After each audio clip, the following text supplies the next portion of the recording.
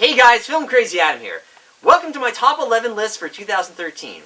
Now, first I'm going to start off by the top best movies of last year. Before I get into that though, I want to kind of precursor this video by saying that, well, there's really no nice way to put this. 2013 really wasn't that good of a year for movies. I mean, think about it right now. Like, what were the movies that you saw last year? Can you think of like 10 off the top of your head? I'll wait. It's hard, right? Like, you can't think of that many movies, and that's not a good sign if you can't think of 10 movies that you saw in the last year. So, when I was making both these lists, the good and the bad list, for the good list, it was hard because it was hard to find enough movies to put on that list. Now, not to say that I don't stand by this list. Like I said, I picked these movies, and I do believe that they're the best movies of last year. The only thing is that they're more judged based on their quality than overall everyone, because there's usually like one or two movies that like everyone loves that movie that came out this year. There really wasn't one of those movies this year, and so my list might differ from a lot of other people's lists because, like I said, there wasn't a huge consensus on good movies this year. Enough talking, let's get to the list. These are the top 11 best movies of 2013 as presented by FilmCrazyAdam. Enjoy. When it's time to party, we will party hard.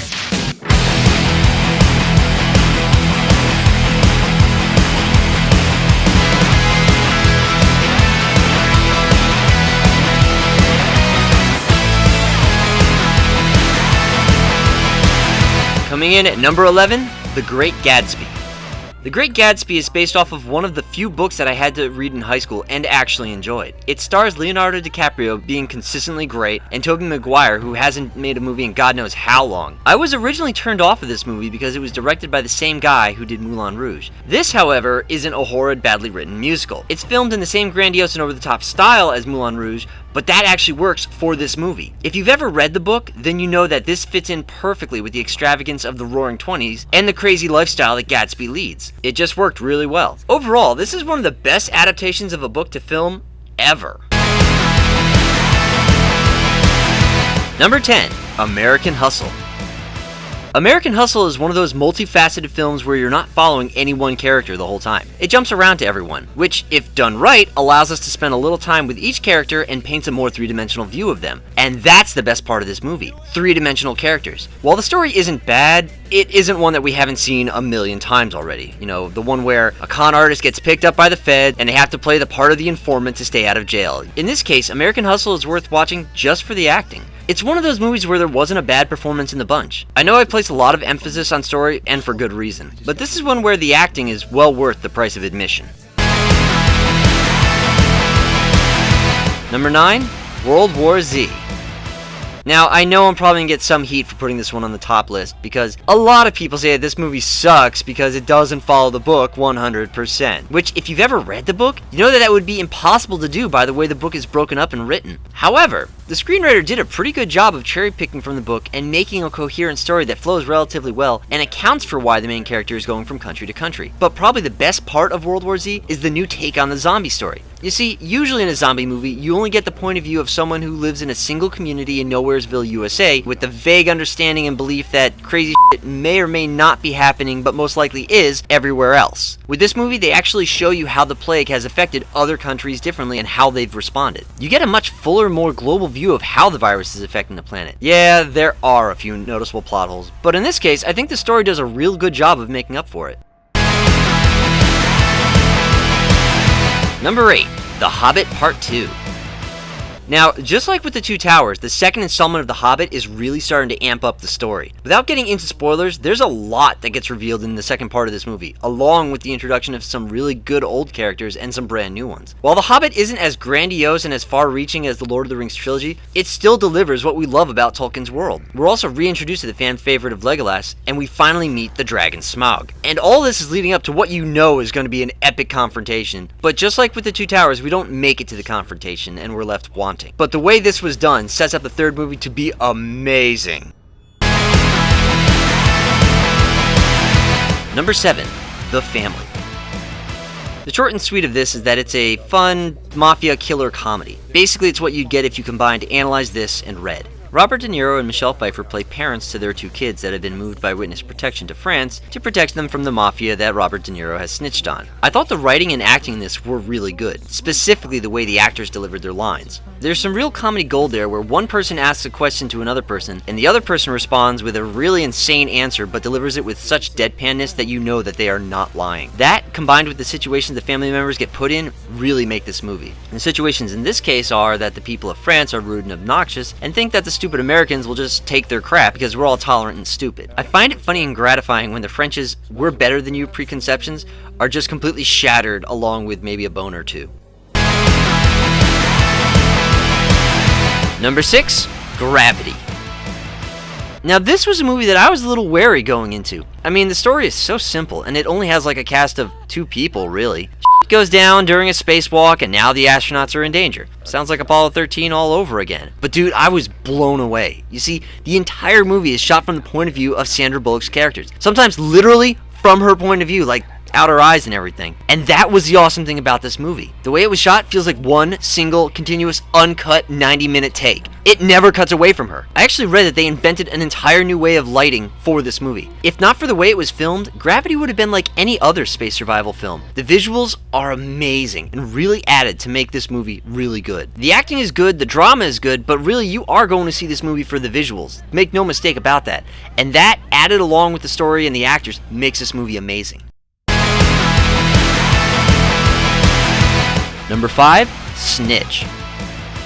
Now this is another movie that looks like every other undercover drug bust movie. It reminds me a little bit about Breaking Bad in the sense that the main character asks for help to get into drugs, but in this case it's to act as an informant for the feds to save his son. Now the best part of this movie, again, is the acting, specifically the performance by The Rock. Dwayne Johnson is a big guy and usually plays really tough, confident, and intimidating characters. It was really cool and refreshing to see him play a character that wasn't a tough guy, to see him use his acting chops and play someone who was really scared and unsure most of the time. The story is solid enough and well written, but it's the acting from the main players that really brings the drama and makes this a surprisingly good movie. Number 4, Two Guns.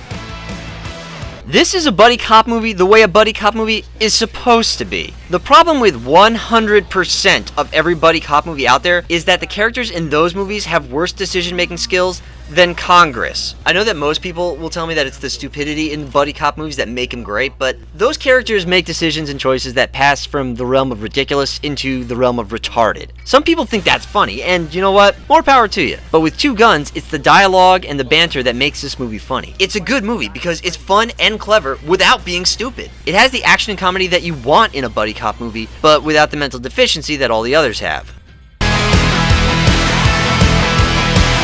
Number 3, Disney's Frozen.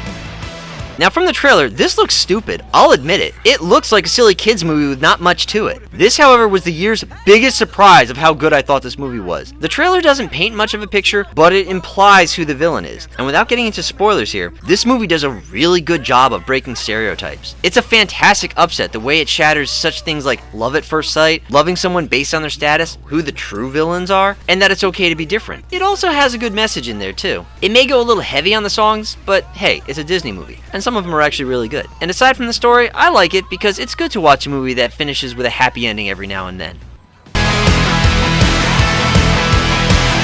Number 2, Dark Skies.